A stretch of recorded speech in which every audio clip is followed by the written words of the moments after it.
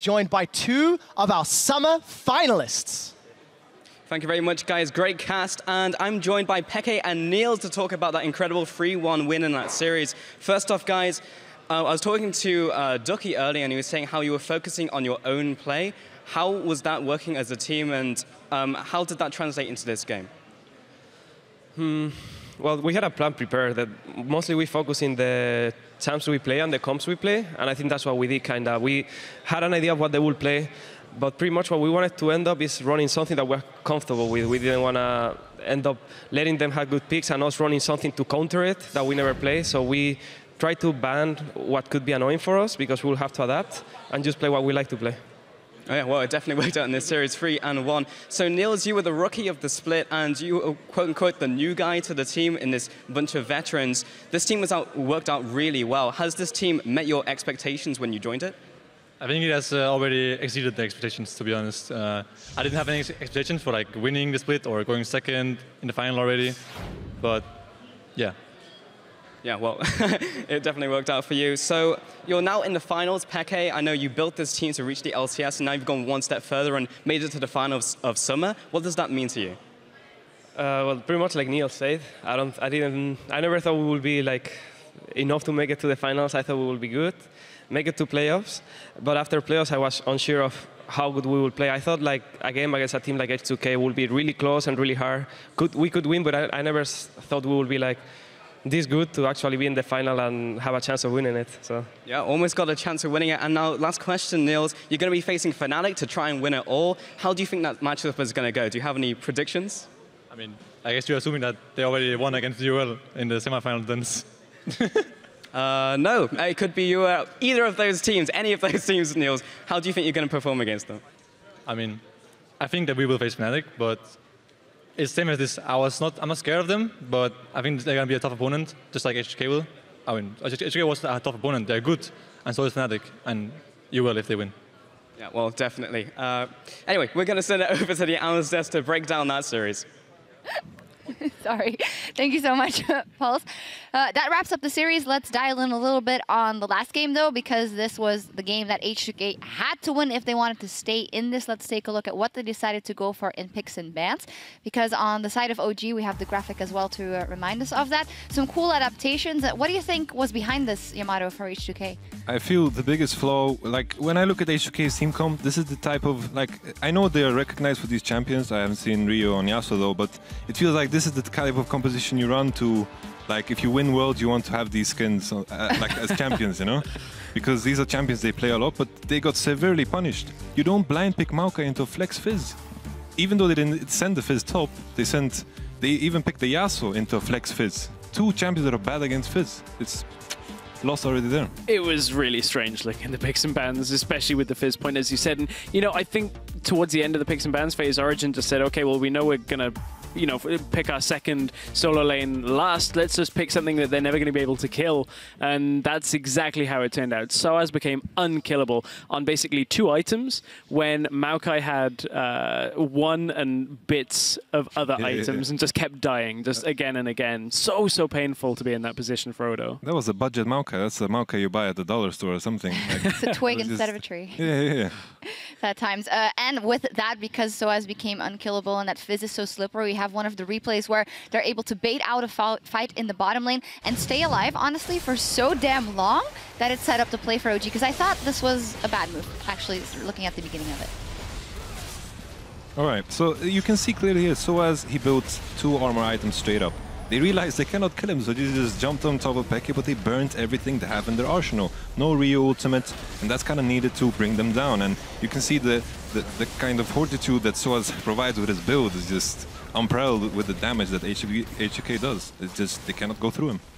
Absolutely. One of the team-winning fights, just building up gold there, OG, and eventually closing it out. What does this tell you for both of the teams? Let's start with H2K. Obviously, although you guys both called it in favor of OG, has this 3-1 surprised you in any way from the side of H2K, or some things that you expected that they didn't turn up on and some things maybe unexpected? I mean, coming to this game, I thought OG has the upper hand, for sure. I wasn't sure if it's gonna be as close, but I thought like in every area they have like a stronger, if not equal, player. So coming into the next games for H2K, I think they will match up much better against Unicorns of Love, because I think Unicorns of Love is a weaker opponent on paper. You're doing the same as Paul. Oh yeah. What if they win? What if they win? Okay, let's assume they win. But I think they will win. H2K has to win the third place game now to qualify directly through Worlds. So that's going to be a really important game for them. And I think they should be prepared for that right now. And maybe even let Betong Yoke play it or something. Because we have shown that Lulex is not able to play Elise in that series for whatever reason still. And yeah, I think they just have to prepare and see which player they will go. Maybe change a bit of in picks and bans, because right now I'm not really too convinced of their strategy.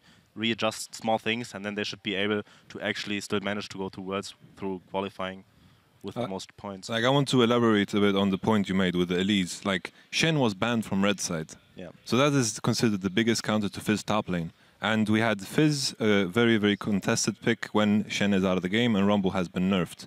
So with that in mind, Elise and Fizz were the two priorities. They picked Thresh. Thresh has counters. I thought Origen would pick Alistar or Annie into the Thresh, which are like considered bigger counters in the lane phase and also really good champions later on in the game. But they didn't. They opted in for the Braum. But still, they were allowed to get Fizz Elise in this draft. I think it was Dunzo already there. Yeah, it seemed tough from that. I mean, speaking about both teams, Origen, it was business as usual, which for Origen fans is great. They put on a performance. For H2K, it also seemed like business as usual because you didn't know which H2K was turning up. In the first two games, it was the H2K that just have not been looking impressive. They fixed a couple of problems, but overall, inconsistent, which is not something that coming into this split we thought we'd be saying about H2K. No, but OG, we didn't know what to expect. Got all the way to the semifinals, to the finals, actually. And in this one, we'll have to crown someone who went above and beyond in this series. And there was some amazing play from Mithy. He set up the kills that brought the team to the summer finals. And it wasn't an easy decision, obviously, because Amazing was doing very, very well and all the players. But I think we can all agree that Mithy was instrumental in this one.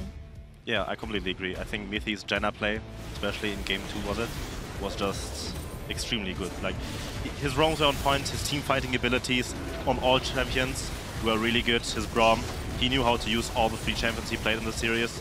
And yeah, I think Mithy deserved the MVP. Mithy is a god. But I also, god, yeah. I would also add that Amazing was a close second. Really impressive series by him. Yep.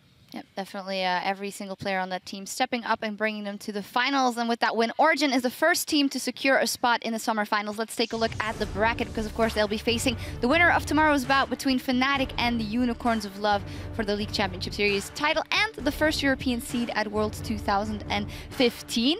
As said, H2K, they didn't win here, so they are into the third place match, which will be if UOL loses versus Fnatic, which I don't want to put as a definite. You never know what's going to happen, so we'll see what happens there. What is your opinion on this bracket as this completed up to now? Everything as expected? I think... actually, well, yeah, for you. yeah, I mean, I would have liked to be in playoffs too, but yeah, we can't choose, you know. Yeah, unlucky. Yeah, that's what we say. On the side of Origen, though, do they have what it takes to win the entire thing? I mean, if you look at the things where Fnatic might falter, do they have the right counterparts? Okay, I think Fnatic definitely has a better pick and ban phase than any other team right now. They play all the meta picks. They are better than probably Origen right now in certain positions. I mean, Reckless and Fibivin, the 2 most consistent players in their role probably right now. So I think they are strategically also a lot better than H2K. So I'm not sure how Origen will stack up against Fnatic if they win 1 or 2 games, but I don't see them winning against Fnatic, to be honest, because I think Fnatic is just overall too well-rounded.